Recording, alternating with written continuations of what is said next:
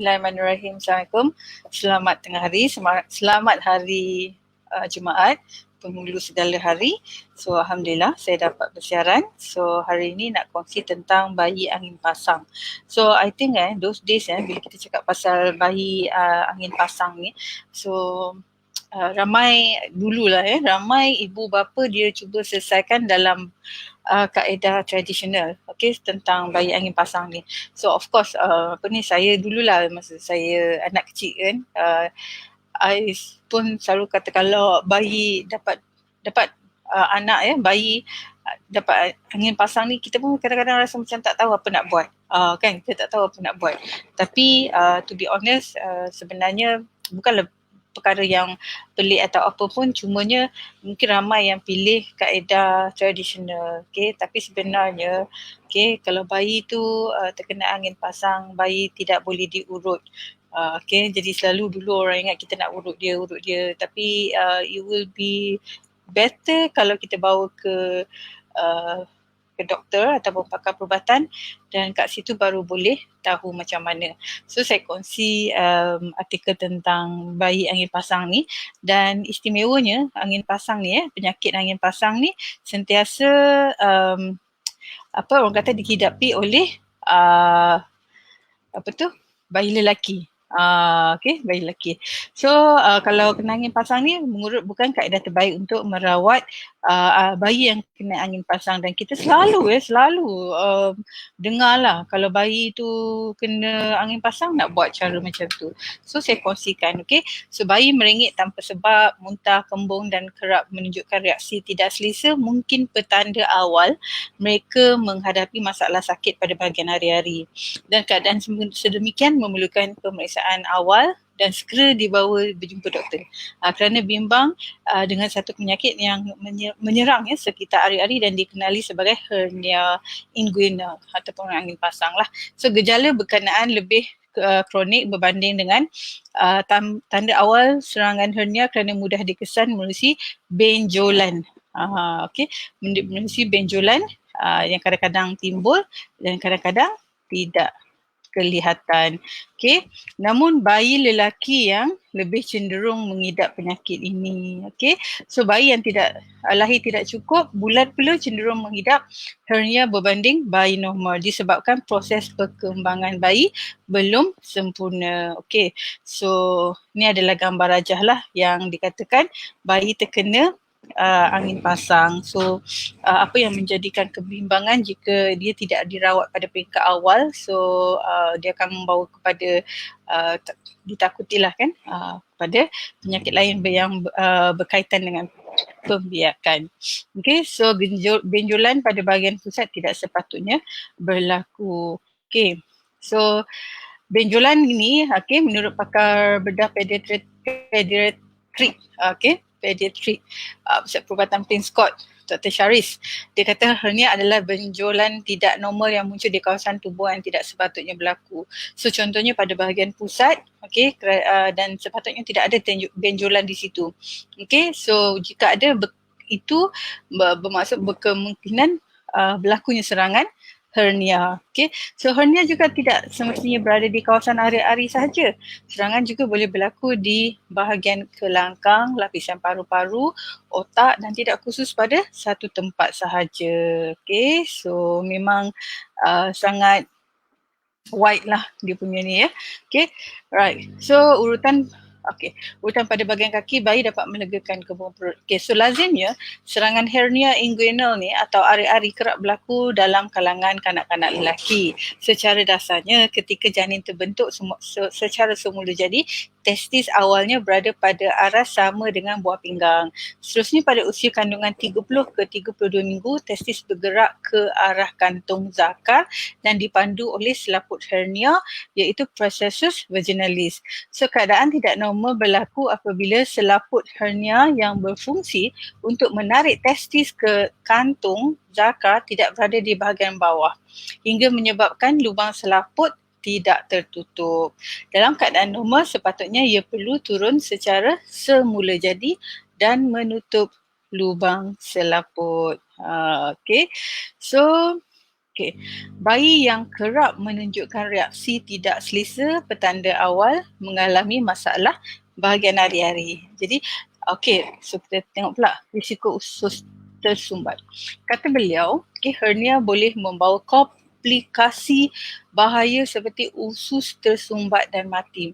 Dan serangan itu menyebabkan kanak-kanak sentiasa berada dalam kesakitan, muntah, kerap merengek dan kembung perut. So keadaan ini berlaku secara semula jadi dan tiada kena-mengena dengan pemakanan ibu ketika mengandung. Malah rawatan yang menangani penyakit ini dengan prosedur pembedahan dan tiada ubat untuk menghilangkannya. Okay. Dan dianggarkan 30% daripada bayi yang lahir tidak cukup bulan berisiko mengidap hernia kerana mereka lahir cepat daripada tempoh sepatutnya. Ini kerana pada usia janin 30 hingga 32 minggu barulah testis kanan dan kiri turun ke kantung zakar. Okay. So, 3% bayi yang dilahirkan berisiko mendapat hernia jenis ini di sebelah bahagian buah zakar. Seterusnya berisiko antara 1 hingga 2% berkemungkinan besar diserang hernia pada kedua-dua bahagian buah zakar. Okay. So, beza hernia angin pasang. Terdapat salah faham antara terma hernia dan hydrocoil. Okay, hydrocoil turut dianggap sebagai hernia sedangkan ianya berbeza. Hydrocoili adalah selaput sama, cuma berbeza dari segi saiz lubang yang lebih kecil. Berbanding hernia, angin pasang boleh menyebabkan usus tidak boleh turun dan naik sehingga menyebabkan berlaku bengkak pada kantung zakar. So keadaan ini tidak bahaya dan dianggarkan sekitar 80% kes tertutup semula pada usia 2 tahun. Berbeza dengan hernia yang mempunyai satu lubang selaput besar di bahagian ari-ari yang boleh menyebabkan usus masuk ke dalamnya dan tersumbat. Okay, so ini info dah. Okay, tiada pencegahan tapi perlu memahami gejala penyakit. Okay, hernia dan angin pasang berbeza. So mengurut bukan kaedah terbaik. Malah memudaratkan keadaan dan tidak sembuh. Mengurut tidak akan mengubat penyakit hernia, malah menyukarkan pembedahan kerana selaput menjadi keras. Okay, hernia berlaku di bahagian sebelah kiri kerana buah zakar kanan lebih cepat turun. Okay, so that's why bila kita dengar orang kata angin pasang dan dia nak bawa anak tu pergi urut dan sebenarnya itu tidak membantu itu tak membantu. Jadi kalau boleh kita bawa terus ke pakar perubatan. Okay. So prosedur pembedahan, so herniotomi menyebabkan parut luka dan laparoskopik menggunakan teropong dan pengesanan lebih mudah. Okay, so tempoh pembedahan 20 ke 30 minit jika tiada komplikasi. So waktu terbaik pembedahan sebaik didiagnosis pada usia bawah setahun. Okay, so kesan penyakit usus mati, usus boleh tersumbat, rahim boleh tersumbat. Okay, sama ada bayi atau kanak-kanak perempuan.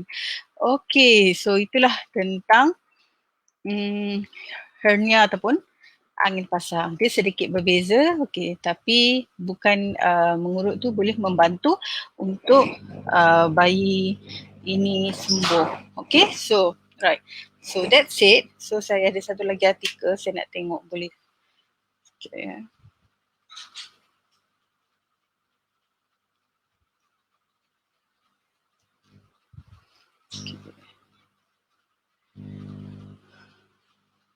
Okay.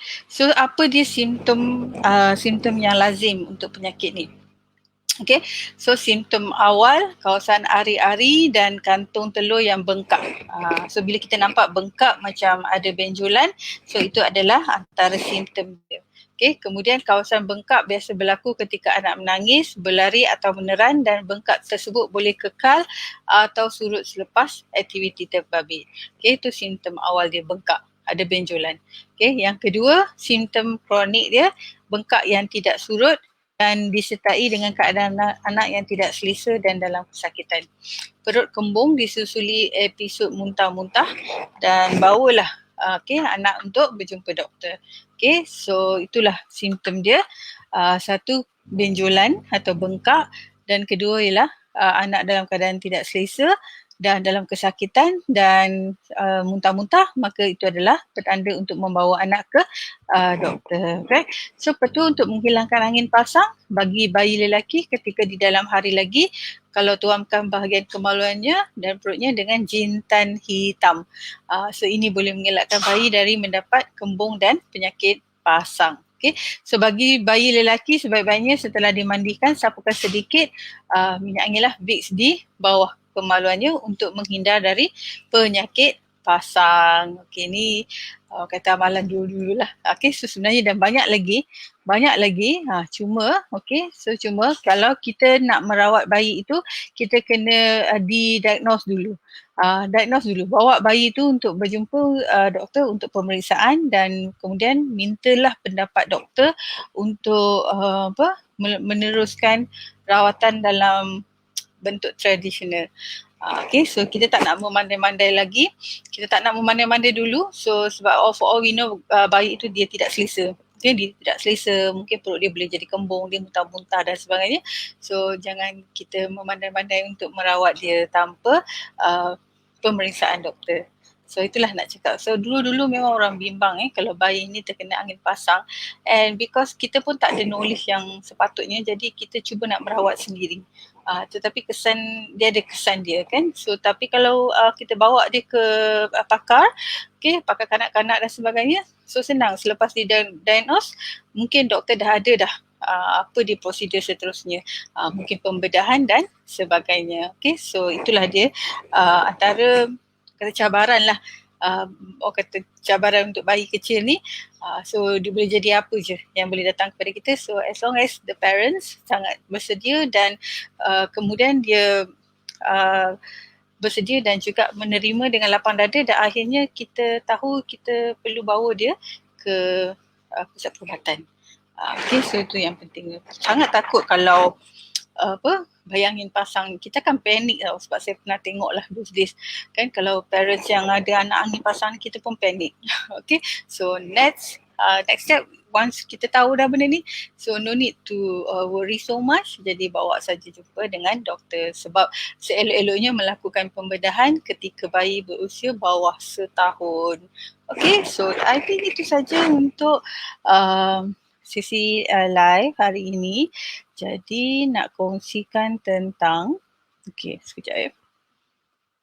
So kita I think itu saja. Jadi pesanan saya adalah untuk kita ada akan menganjurkan kursus berpantang secara percuma, dan kursus ini adalah tajaan kerajaan. So saya nak tekankan bahawa kursus ini adalah terbuka kepada orang awam, tapi biarlah benar-benar berminat tentang bidang penjagaan wanita dalam pantang.